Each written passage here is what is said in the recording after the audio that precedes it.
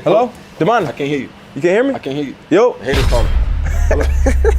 To the rest of the college football world, the Michigan man ethos often looks like arrogance. It's viewed as an elitist, exclusionary club that thinks it's better than everyone else. But if you look at the balance sheet, that arrogance is actually a quantifiable asset class. We are looking at a program valued at $1.116 billion.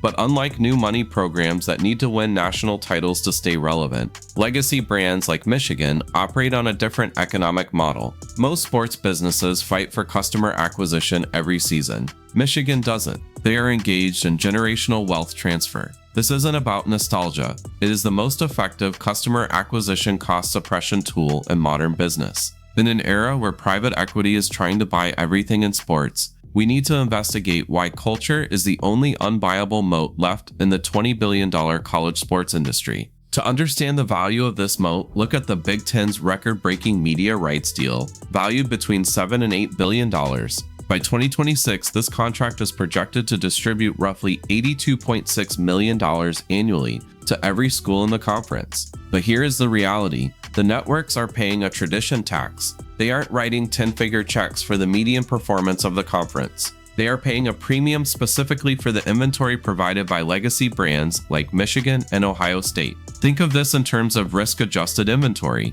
Networks prefer the reliability of Michigan's brand over volatile, flash-in-the-pan programs. If a team like TCU or Cincinnati has a losing season, their viewership numbers collapse. They are performance-dependent assets. Michigan is different. Even during down years, the rivalry game against Ohio State provides a guaranteed viewership floor that newer programs cannot replicate, even during championship runs. That stability is what justifies the billions. FOX and NBC are buying the certainty of the Michigan man demographic, a massive, affluent alumni base that feels a psychological obligation to watch. You see the same valuation multiplier in the merchandising empire. The Michigan vs. Everybody campaign isn't just a slogan, it's a licensing machine. In the modern NIL landscape, this tradition creates a self-sustaining economy. We have seen athletes generate over $350,000 in royalties just by co-branding with the Block M. That is a premium that exists solely because of the brand's history. A similar player at a school with less tradition generates a fraction of that value.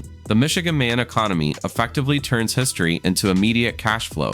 While media rights provide the baseline revenue, they don't explain the massive valuation gap between Michigan and its peers. The true variance comes from a different source entirely. It isn't about selling a product to a customer. It is about leveraging the psychological obligation of the alumni base. To truly understand the economics of this ecosystem, you have to realize that the Michigan man was never just a philosophical ideal. When legendary coach Bo Schembechler crystallized this concept, he wasn't merely rallying a locker room, he was initiating one of the most successful lifetime value (LTV) maximization strategies in the history of American business. In a standard retail model, a customer buys a product, consumes it, and leaves. In the Michigan model, the customer buys the product, the education, or the ticket, and then spends the next 40 years paying a voluntary tax to ensure the product remains elite. This turns the alumni base from passive consumers into active financial stakeholders who view their contributions not as charity, but as a necessary maintenance fee for their own identity.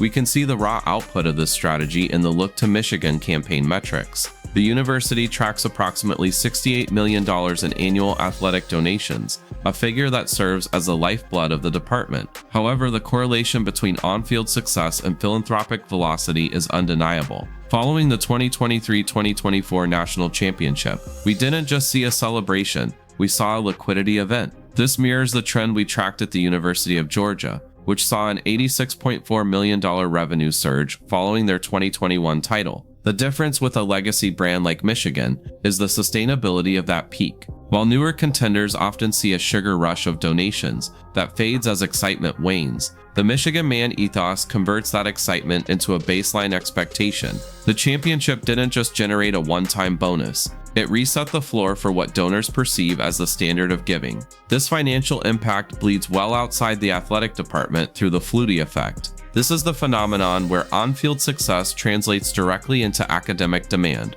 For a brand like Michigan, a national championship run correlates with a 15% spike in undergraduate applications. This allows the university to be more selective, which lowers their acceptance rate, which in turn raises their ranking in US News & World Report, which finally allows them to increase tuition yield. It is a virtuous cycle where football effectively subsidizes the prestige of the medical school and the law school. The football program acts as the world's most expensive, yet most effective marketing funnel for the university's general fund. In the modern era, this loyalty has been weaponized through name, image, and likeness NIL collectives. We are seeing a $20 million to $30 million war chest being deployed to secure top-tier talent, such as the aggressive recruitment of quarterback Bryce Underwood. In a professional sports franchise, acquiring a player requires owner capital or debt financing. In the Michigan ecosystem, the capital raising is frictionless. The Michigan Man ethos converts the NIL transaction into a moral obligation. Donors aren't buying a player, they are restoring the glory of the institution.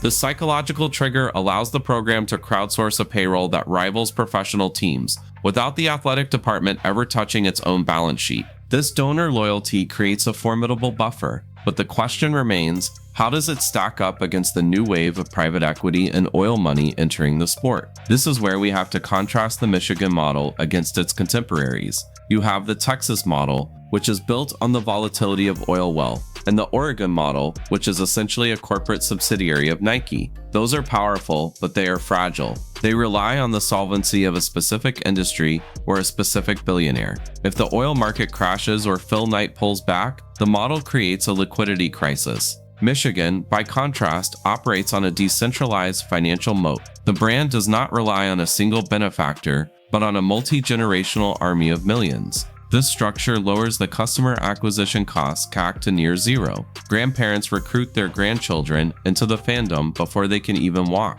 By the time that child is 18, they have been pre-sold on the brand for 2 decades. This creates a level of demand and elasticity that is impossible to manufacture artificially. It is the same mechanism that protects the New York Yankees and the Green Bay Packers' $6.65 billion valuation. These aren't just teams, they are public trusts. This is precisely why private equity firms like Redbird Capital and Arctos Sports Partners are struggling to penetrate these specific legacy brands. These firms are sitting on billions in dry powder, desperate to buy into college sports revenue streams. They can easily purchase equity in smaller, cash-strapped programs that need a liquidity injection to survive, but they cannot buy Michigan. The Michigan Man economy functions like the socios model of Real Madrid or FC Barcelona. The shareholders, in this case the alumni and donors, would view a private equity takeover not as a financial optimization, but as a hostile invasion of their culture. The organic, slow growth model of alumni donations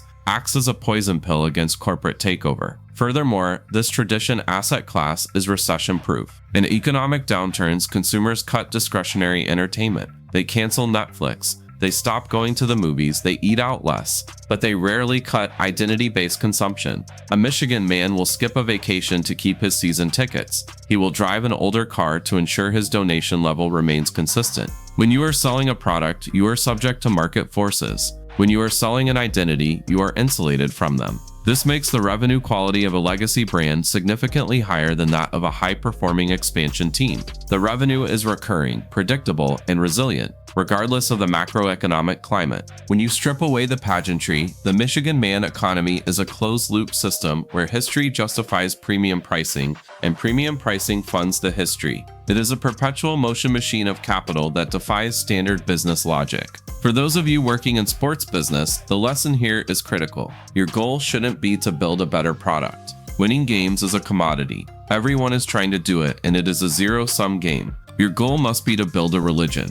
You need to construct an identity that decouples your revenue from your performance. If you can convince your customer base that supporting your brand is a moral imperative rather than a consumer choice, you have solved the hardest problem in business. You have eliminated the need to sell. So I want you to look at your own organization. Analyze your tradition assets. Are you selling tickets, which are commodities, or are you selling membership, which is an asset? The answer to that question determines whether you are building a business that lasts for a season or a brand that lasts for a century. If you want to understand the other side of this coin, the teams that don't have tradition and are selling their souls to private equity just to survive, click the video on the screen now.